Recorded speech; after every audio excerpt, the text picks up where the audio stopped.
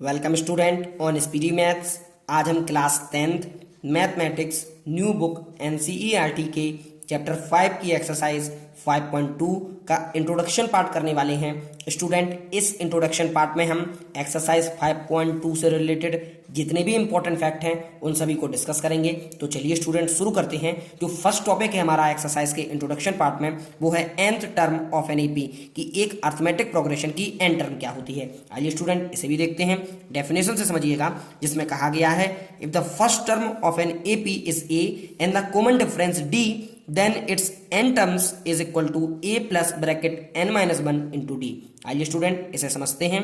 Definition में कहा है कि यदि किसी अर्थमेटिक प्रोग्रेशन की जो फर्स्ट टर्म है स्टूडेंट वो a हो, कॉमन डिफरेंस हमारा d हो, तब हम कह सकते हैं तो जो उसकी nth टर्म होगी उसे हम लिखेंगे a plus n-1 into D. ये स्टूडेंट किस प्रकार से आया है, आइए आप इसे भी समझिएगा। स्टूडेंट, अब मैं आपको बताऊंगा कि इस फॉर्मूले को हम किस प्रकार से ड्राइव करते हैं। आइए स्टूडेंट इसे भी समझिएगा, बेहद ही आसान है। आपको मैंने एक्सरसाइज 5.1 के जब इंट्रोडक्शन पार्ट कराया था तो मैंने आपको general form of arithmetic progression के बारे में बताया था। तो general form of arithmetic progression का जो फॉर्म होता है स्टूडेंट वो हमारा है ए प्लस डी, ए प्लस 2d, और इसी प्रकार से फॉर्म आपका आगे बढ़ता है ए प्लस 3d, ए प्लस 4d, ए प्लस 5d, और ये प्रोग्रेशन आपका आगे बढ़ता है। उसी प्रोग्रेशन की हेल्प से स्टूडेंट इस फॉर्मूले को मैं ड्राइव करूंगा। आइए आप देखिएगा, बेहद ही इंपॉर्टेंट है। देखिए, फर्स्ट टर्म को तो हम ए से डिनोट करते हैं, जो सेकंड टर्म हमारी होती है उसे हम ए प्लस डी लिखते हैं। इस फॉर्म को मैं इस फॉर्म में कन्वर्ट करूंगा जिसमें लिखूंगा ए प्लस 2-1 इंटू डी। जब आप 2 से 1 को सब्ट्रैक्ट करते हैं तो स्टूडेंट बन आता है, डी में मल्टीपल करने पर हमें पुनः ए प्लस डी फाइंड होता है। ठीक इसी प्रकार से जो थर्ड टर्म होती है हमारी ए प्लस 2d, इसे मैं लिखूंगा ए प्लस 3-1 इंटू डी। जब आप स्टूडेंट 3 से 1 को सब्ट्रैक्ट करते हैं तो 2 आता है, 2 में मल्टीपल कीजिएगा डी का तो आपका फॉर्म होगा ए प्लस 2d। अब आप यहाँ पर एक चीज गौर से देखिएगा, जब मैं सेकंड टर्म की बात करता हूं तो 2 में से 1 को सब्ट्रैक्ट करता हूं।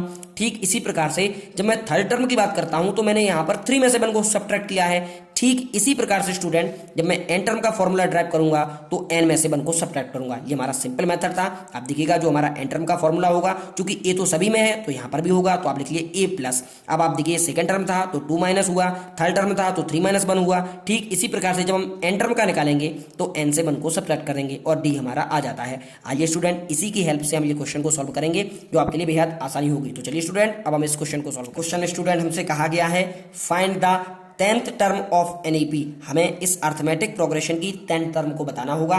तो सबसे पहले स्टूडेंट आप सॉल्यूशन डाल लीजिएगा, यहाँ पर आप सॉल्व डालिए और उस वैल्यू को लिख लीजिएगा जो आपको अर्थमेटिक प्रोग्रेशन में दी गई है। आप जानते हैं ये आपकी फर्स्ट टर्म है जिसे आप ए से डिनोट करते हैं, तो ए की वैल्यू स्टूडेंट हमें 2 दी गई है।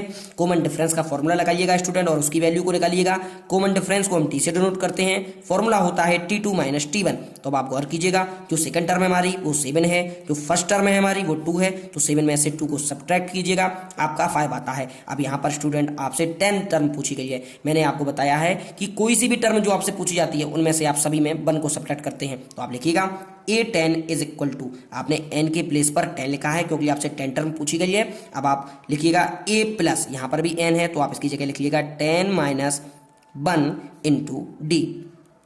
आई होप स्टूडेंट आप इस कॉन्सेप्ट को समझ गए होंगे। अब आप ए की वैल्यू पुट कीजिएगा, ए की प्लेस पर 2 आता है, 10 में से जब आप 1 को सब्ट्रैक्ट करते हैं 9 आता है, इनटू जो डी की वैल्यू स्टूडेंट वो 5 है, आप इसे पुट कीजिएगा।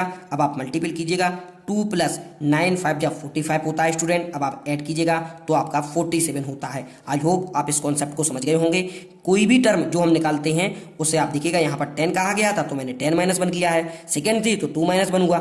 इसी प्रकार से जब हम n टर्म का निकालते हैं तो हमारा n-1 हुआ। आइए स्टूडेंट इन फैक्टों को भी हम समझते हैं, जिसमें कहा गया है an is also called the general term of an AP. Student आपकी जो an है यानी n टर्म है, इसे हम अर्थमेटिक प्रोग्रेशन की जनरल टर्म्स भी कहते हैं। सेकेंड फैक्ट को समझते हैं, जिसमें कहा गया है sometimes last term is denoted by l। Student आपको कुछ अर्थमेटिक प्रोग्रेशन ऐसी होंगी, आप देखिएगा ये हमारी अर्थमेटिक प्रोग्रेशन है, कुछ अर्थमेटिक प्रोग्रेशन ऐसी होंगी जिसमें हमें लास्ट टर्म दी जाएगी और उस लास्ट टर्म को स्टूडेंट हम एल से डिनोट करते हैं। आई होप आप समझ गए होंगे।